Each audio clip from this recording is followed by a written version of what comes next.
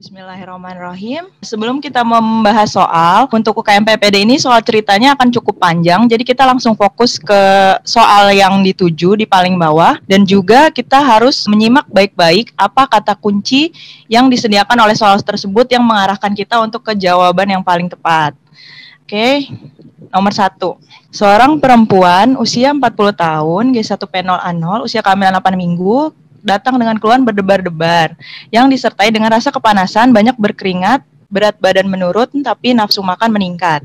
Pada pemeriksaan fisik didapatkan tekanan darah normal, heart rate-nya takikardi, suhunya normal, dan ada exophthalmos, tremor halus, serta refleks fisiologis yang meningkat dengan massa diffuse pada leher yang bergerak saat menelan. T4 meningkat dan TSH rendah. Nah, kita lihat terlebih dahulu apa saja kata kuncinya. Ini sudah saya berikan tanda merah. Yang pertama, usia kehamilan 8 minggu, yang merupakan trimester pertama dari kehamilan. Lalu ada rasa kepanasan, banyak berkeringat, berat badan menurun, tapi nafsu makan meningkat. Ada takikardi dengan exophthalmos, ini tremor halus, refleks fisiologis meningkat, T4 meningkat, dan TSH rendah. Jawabannya adalah propiltiuracil 3 kali 100 mg. Kenapa jawabannya seperti itu? Pertama kita lihat terlebih dahulu. Dari ciri-cirinya ada rasa kepanasan, berkeringat, takikardi, dan lain-lain. Ini merupakan salah satu gejala dari hipertiroid. Apa itu hipertiroid? Jadi pertama ada tirotoksikosis dan hipertiroid. Kita harus membedakan terlebih dahulu. Tirotoksikosis adalah manifestasi kelebihan hormon yang bersirkulasi di dalam darah.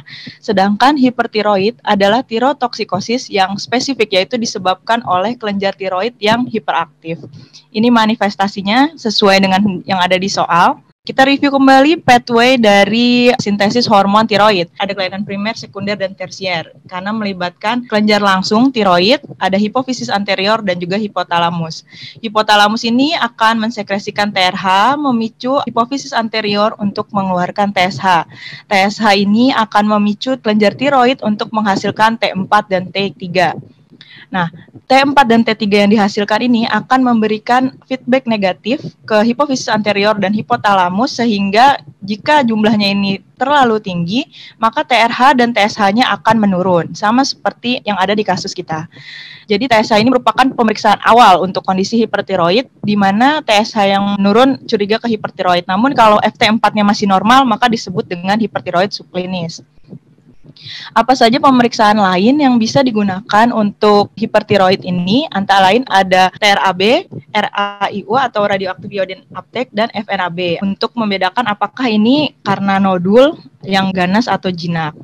Nah, prinsip penata laksanaan hipertiroid itu ada dua, yaitu pada fokus pada mengurangi hormon yang berlebihan, bisa dengan menggunakan obat atau mengurangi massa tiroidnya dengan operasi misalkan, atau bisa mengurangi gejala-gejala yang timbul, misalnya menggunakan beta blocker untuk mengurangi takikardi.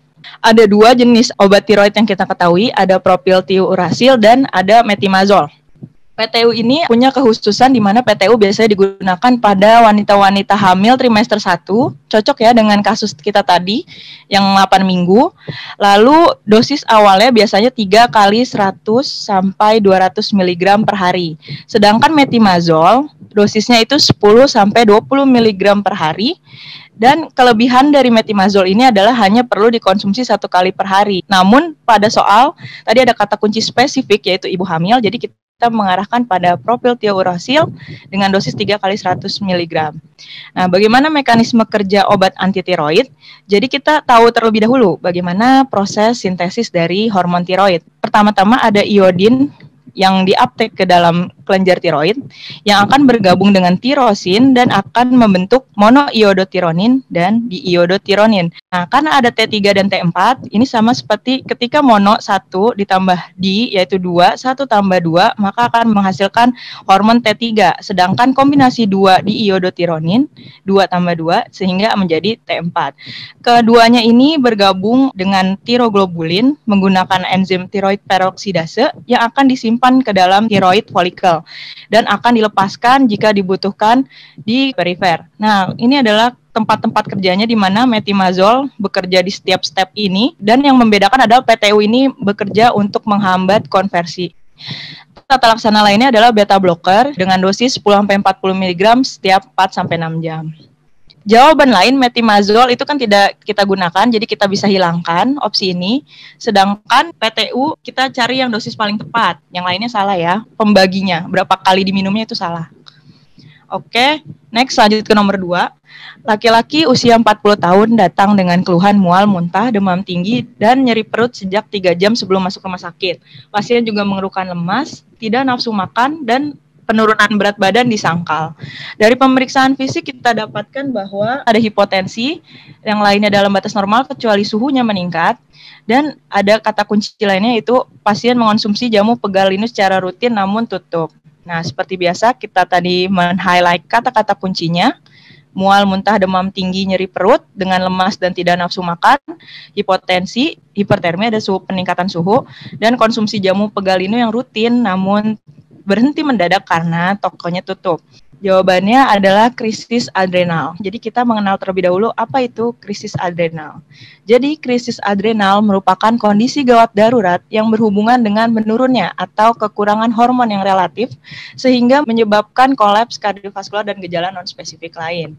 Kita review terlebih dahulu fisiologi dari hormon steroid ini atau hormon kortisol, di mana hipotalamus ini akan merangsang kelenjar hipofisis anterior untuk mengeluarkan ACTH, akan merangsang ke korteks adrenal untuk mengeluarkan mineralokortikoid atau yang kita kenal sebagai aldosteron dan glukokortikoid.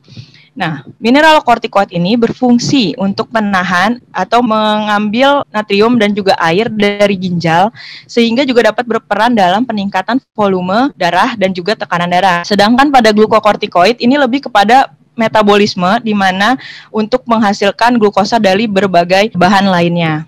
Sedangkan yang satu lagi ada bagian medula adrenal, biasanya ini merupakan ke stress respon jangka pendek, yaitu melibatkan epinefrin dan norepinefrin, yaitu hampir sama sebenarnya dengan efek ini, peningkatan tekanan darah, peningkatan gula darah, dan sebagainya. Nah, pada krisis adrenal, jadi krisis adrenal itu ada 2 penyebabnya. Ada karena pendarahan, trombosis, dan nekrosis yang disebut penyebab primer atau penyebab sekunder, misalnya Sheehan syndrome. Karena terlalu banyak blood loss, jadi dia ada infark di hipofisis anteriornya.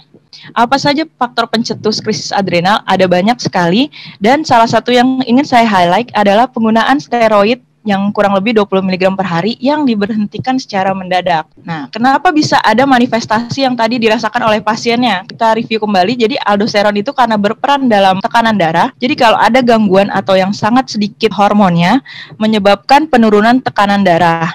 Selain itu, kortisol yang rendah itu juga mengganggu metabolisme sehingga gula darahnya juga rendah, pasiennya juga cenderung muntah, diare, sehingga ini semua yang bisa berbahaya menyebabkan shock dan kematian pada pasien-pasien dengan krisis adrenal. Nah, apa bedanya krisis adrenal dengan adrenal insufisiensi yang kronik? Kalau yang kronik itu dia lebih kepada jangka panjang karena sudah berlangsung lama sekali.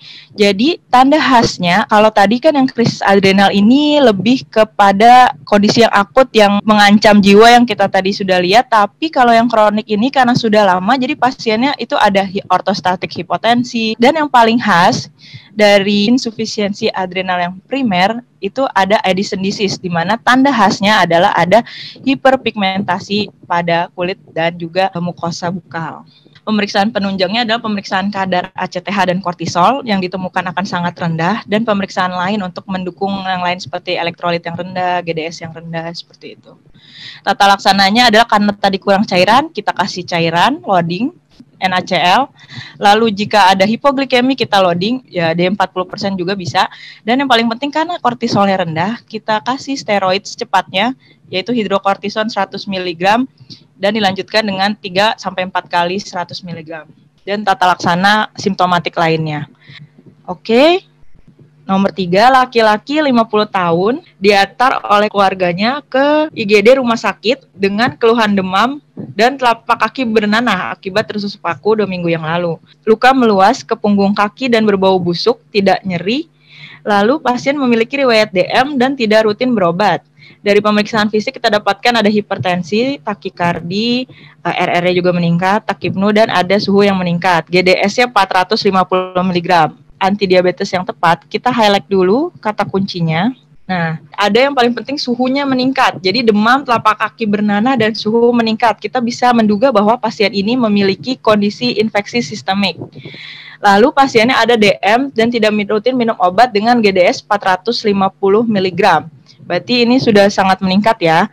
Jawaban adalah insulin. Mengapa? Jadi kita review lagi ya mengenai DM tipe 2. Jadi DM tipe 2 ini merupakan kelompok kelainan metabolik disebabkan oleh kelainan sekresi insulin atau kelainan kerja insulin ataupun keduanya. Ada kriteria DM yaitu GDP yang lebih dari 126, GDS lebih dari 200 setelah pemeriksaan TTGO, GDS lebih dari 200 dengan keluhan klasik atau yang kita kenal sebagai polidipsi, polifagi, dan poliuri, dan pemeriksaan HbA1c yang lebih dari 6,5 dengan pemeriksaan yang sudah terstandar.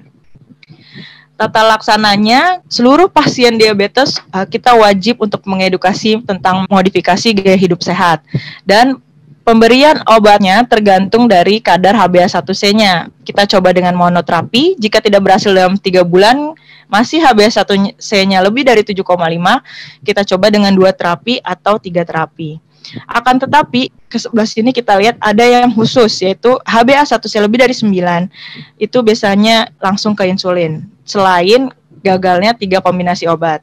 Apa saja sih indikasi penggunaan insulin? Tadi, HbA1c lebih dari 9 dengan kondisi dekompensasi metabolik, penurunan berat badan yang cepat, krisis hiperglikemi, gagal dengan OHO, stres berat. Ya, ini sesuai nih dengan soal yang tadi kita dapatkan, yaitu stres berat, adanya infeksi sistemik. Lalu kehamilan atau diabetes mellitus gestasional, gangguan ginjal atau hati, kontraindikasi atau alergi terhadap OHO, dan kondisi perioperatif. Kita lihat ada berbagai golongan insulin, ada kerja cepat, kerja pendek, kerja menengah, dan kerja panjang. Ini dilihat tergantung gula darah mana yang terganggu, apakah gula darah puasa atau gula darah sewaktu. Sedangkan onset kerjanya ini menentukan seberapa lama sebelumnya pasien diberikan. Misalkan untuk kerja cepat 30 menit sebelum makan kita berikan insulinnya. Oke, itu untuk pembahasan nomor 3. Yang lainnya yang tadi ada di opsi lainnya itu ada biguanid, ada sulfonylurea, dan lain-lain, itu merupakan obat anti hiperglikemi oral, sehingga kita karena pasiennya ada infeksi sistemik butuh perawatan dan mungkin butuh dioperasi karena ada luka yang sangat besar di kaki, jadi kita lebih utama untuk memilih insulin terlebih dahulu.